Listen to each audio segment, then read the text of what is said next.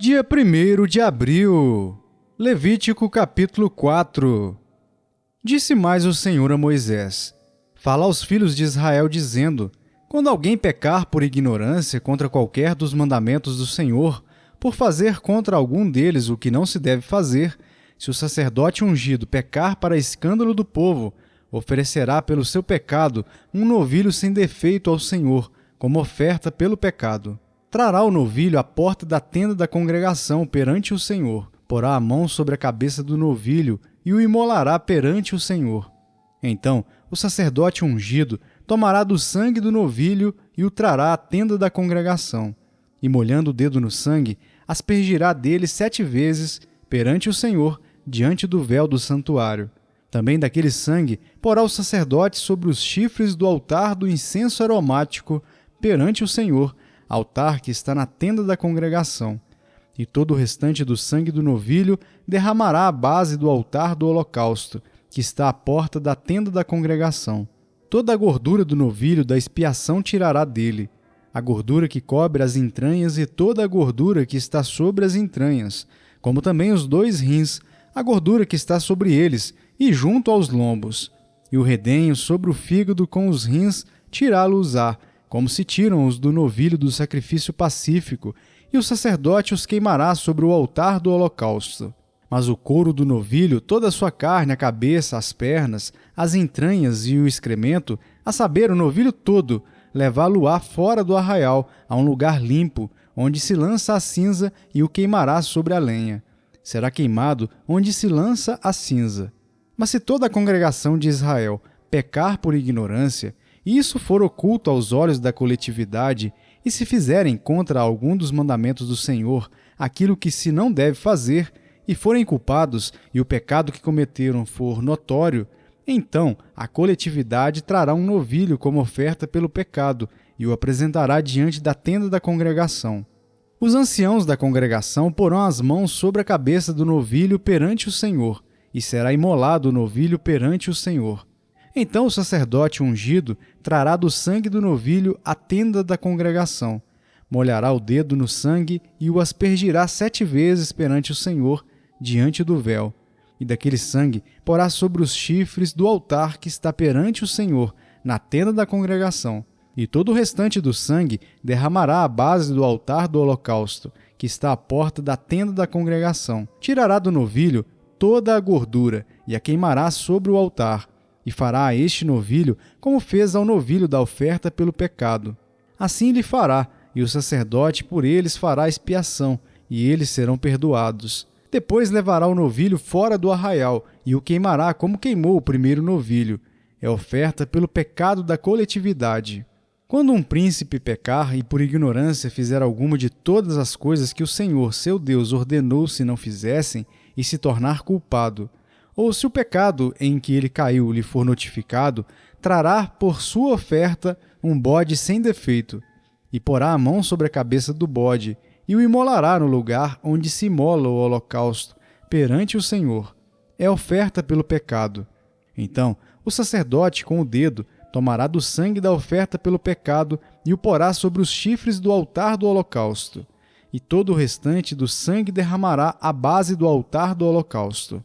Toda a gordura da oferta queimá-la-á sobre o altar, como a gordura do sacrifício pacífico.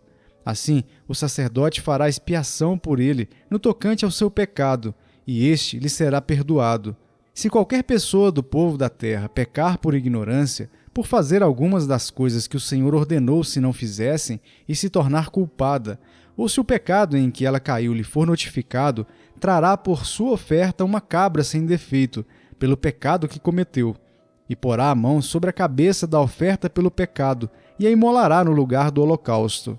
Então o sacerdote com o dedo tomará do sangue da oferta e o porá sobre os chifres do altar do holocausto, e todo o restante do sangue derramará à base do altar. Tirará toda a gordura, como se tira a gordura do sacrifício pacífico. O sacerdote a queimará sobre o altar como aroma agradável ao Senhor. E o sacerdote fará expiação pela pessoa e lhe será perdoado. Mas se pela sua oferta trouxer uma cordeira como oferta pelo pecado, fêmea sem defeito a trará.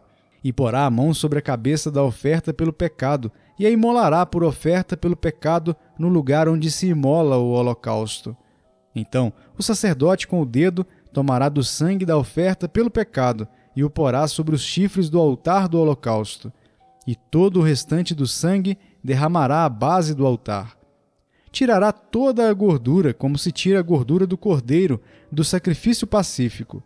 O sacerdote a queimará sobre o altar, em cima das ofertas queimadas do Senhor. Assim, o sacerdote, por essa pessoa, fará expiação do seu pecado que cometeu e lhe será perdoado. Salmos capítulo 1. Bem-aventurado o homem que não anda no conselho dos ímpios, não se detém no caminho dos pecadores, nem se assenta na roda dos escarnecedores. Antes, o seu prazer está na lei do Senhor, e na sua lei medita de dia e de noite. Ele é como a árvore plantada junto à corrente de águas, que no devido tempo dá o seu fruto, e cuja folhagem não murcha. E tudo quanto ele faz será bem-sucedido. Os ímpios não são assim, são, porém, como a palha que o vento dispersa. Por isso, os perversos não prevalecerão no juízo, nem os pecadores na congregação dos justos. Pois o Senhor conhece o caminho dos justos, mas o caminho dos ímpios perecerá. Salmos capítulo 2. Por que se enfurecem os gentios e os povos imaginam coisas vãs? Os reis da terra se levantam e os príncipes conspiram contra o Senhor e contra o seu ungido, dizendo: rompamos os seus laços e sacudamos de nós as suas algemas.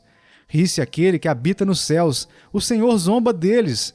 Na sua ira, a seu tempo, lhes há de falar, e no seu furor os confundirá. Eu, porém, constituí o meu rei sobre o meu santo monte Sião. Proclamarei o decreto do Senhor. Ele me disse: tu és meu filho, eu hoje te gerei. Pede-me, e eu te darei as nações por herança, e as extremidades da terra por tua possessão. Com vara de ferro as regerás, e as despedaçarás como um vaso de oleiro. Agora, pois, ó reis, sede prudentes, deixai-vos advertir, juízes da terra. Servi ao Senhor com temor e alegrai-vos nele com tremor. Beijai o filho, para que se não irrite, e não pereçais no caminho, porque dentro em pouco se lhe inflamará a ira. Bem-aventurados todos os que nele se refugiam. Provérbios capítulo 19. Melhor é o pobre que anda na sua integridade do que o perverso de lábios e tolo. Não é bom proceder sem refletir, e peca quem é precipitado. A estultícia do homem perverte o seu caminho, mas é contra o Senhor que o seu coração se ira. As riquezas multiplicam os amigos, mas ao pobre o seu próprio amigo o deixa. A falsa testemunha não fica impune, e o que profere mentiras não escapa. Ao generoso muitos o adulam, e todos são amigos do que dá presentes. Se os irmãos do pobre o aborrecem, quanto mais se afastarão dele os seus amigos. Corre após eles com súplicas, mas não os alcança. O que adquire entendimento ama sua alma. O que conserva a inteligência acha o bem. A falsa testemunha não fica impune, e o que profere mentiras perece. Ao insensato não convém a vida regalada, quanto menos ao escravo dominar os príncipes. A discrição do homem o torna longânimo, e sua glória é perdoar as injúrias. Como o bramido do leão, assim é a indignação do rei, mas seu favor é como o orvalho sobre a erva. O filho insensato é a desgraça do pai, e um gotejar contínuo as contenções da esposa. A casa e os bens vêm como herança dos pais, mas do Senhor a esposa prudente. A preguiça faz cair em profundo sono, e o ocioso vem a padecer fome. O que guarda o mandamento guarda a sua alma, mas o que despreza os seus caminhos, esse morre. Quem se compadece do pobre ao Senhor empresta, e este lhe paga o seu benefício. Castiga a teu filho enquanto há esperança, mas não te excedas a ponto de matá-lo. Homem de grande ira tem de sofrer o dano, porque se tu o livrares, virás ainda a fazê-lo de novo. Ouve o conselho e recebe a instrução, para que sejas sábio nos teus dias por vir. Muitos propósitos há no coração do homem, mas o desígnio do Senhor permanecerá. O que torna agradável o homem é a sua misericórdia. O pobre é preferível ao mentiroso. O temor do Senhor conduz à vida. Aquele que o tem ficará satisfeito, e mal nenhum o visitará. O preguiçoso mete a mão no prato e não quer ter o trabalho de a levar à boca. Quando ferires ao escarnecedor, o simples aprenderá a prudência. Repreende ao sábio e crescerá em conhecimento. O que maltrata a seu pai ou manda embora a sua mãe, filho é que envergonha e desonra. Filho meu, se deixas de ouvir a instrução, desviar-te-ás das palavras do conhecimento. A testemunha de Belial escarnece da justiça, e a boca dos perversos devora a iniquidade. Preparados estão os juízos para os escarnecedores e os açoites, para as costas dos insensatos. Colossenses capítulo 2. Gostaria, pois, que soubesseis quão grande luta venho mantendo por vós, pelos laodicenses e por quantos não me viram face a face, para que o coração deles seja confortado e vinculado juntamente em amor, e eles tenham toda a riqueza da forte convicção do entendimento, para compreenderem plenamente o mistério de Deus, Cristo, em que todos os tesouros da sabedoria e do conhecimento estão ocultos. Assim digo, para que ninguém vos engane com raciocínios falazes.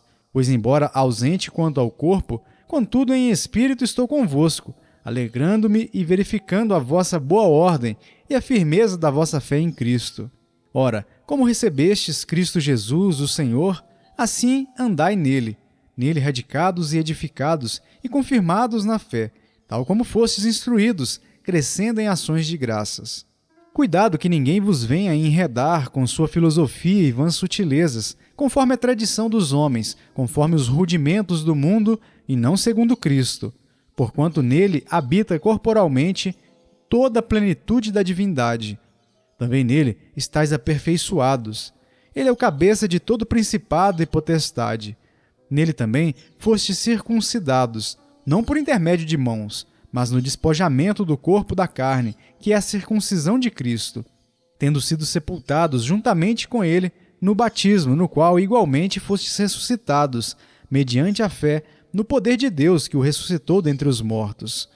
E a vós outros, que estáveis mortos pelas vossas transgressões e pela incircuncisão da vossa carne, vos deu vida juntamente com ele, perdoando todos os nossos delitos, tendo cancelado o escrito de dívida que era contra nós e que constava de ordenanças, o qual nos era prejudicial, removeu-o inteiramente, encravando-o na cruz.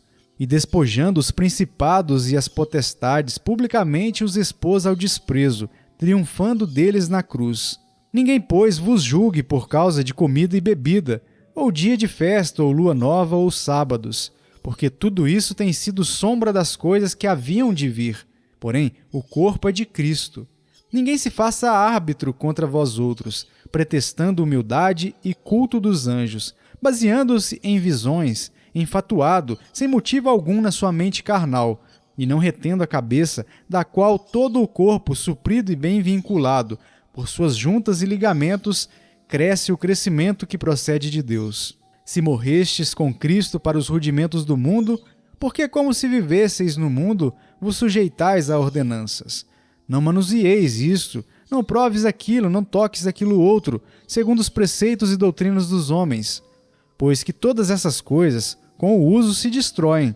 Tais coisas, com efeito, têm aparência de sabedoria, como culto de si mesmo e da falsa humildade e de rigor ascético. Todavia, não tem valor algum contra a sensualidade.